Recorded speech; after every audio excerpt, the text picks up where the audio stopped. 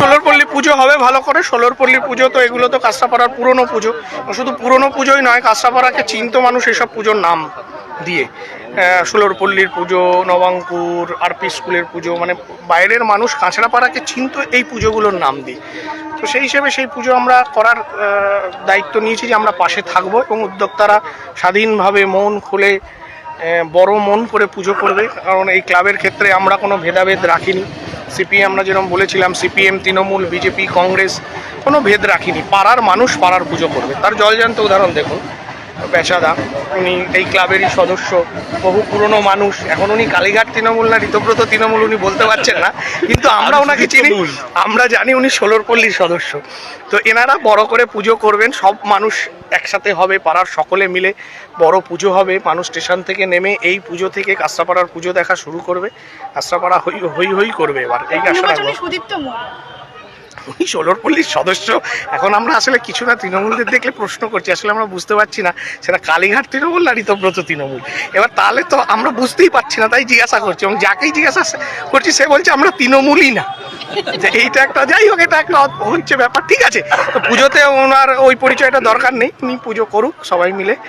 ষোলরপল্লীর নাম হোক, মানুষ কাঁচরাপাড়ায় নামুক, স্টেশন থেকে বড় পুজো দিয়ে পুজো দেখা শুরু করুক।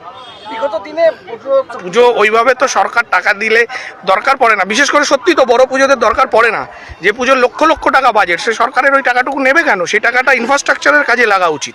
আর যেটার প্রয়োজন, বহু প্রাচীন পুজো ধরুন আছে কোনো একটা পাড়ায়, হয়তো 200 বছর ধরে একটা পুজো হচ্ছে, সেই পুজোগুলোকে সাহায্য করা উচিত, কারণ সেই পুজোর একটা ইতিহাস আছে। কিন্তু একটা পুজো, একটা বড় পুজো, যে পুজোটা অনেক লক্ষ লক্ষ টাকা বাজেট, তাকে সরকার টাকা দেবে? সরকার টাকা দেবে মানে তো আমার আপনার টাকা দেবে।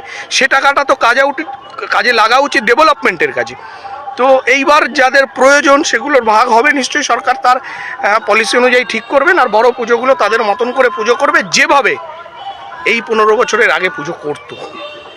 সরকারি টাকায় তো পুজো হতো না, প্রতিটা পাড়ায় প্রতিটা জায়গায় মানুষ তাদের পয়সা দিয়ে চাঁদা কেটে পুজো করতো, সেভাবে পুজো করবে। Gurukul Global School. State of the art infrastructures and schooling for students. It goes with the motto, enlightening young minds.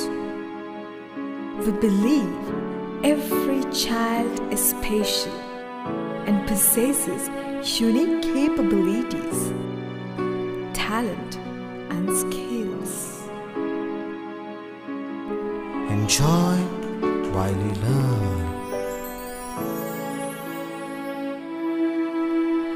Technology embedded learning are integral to the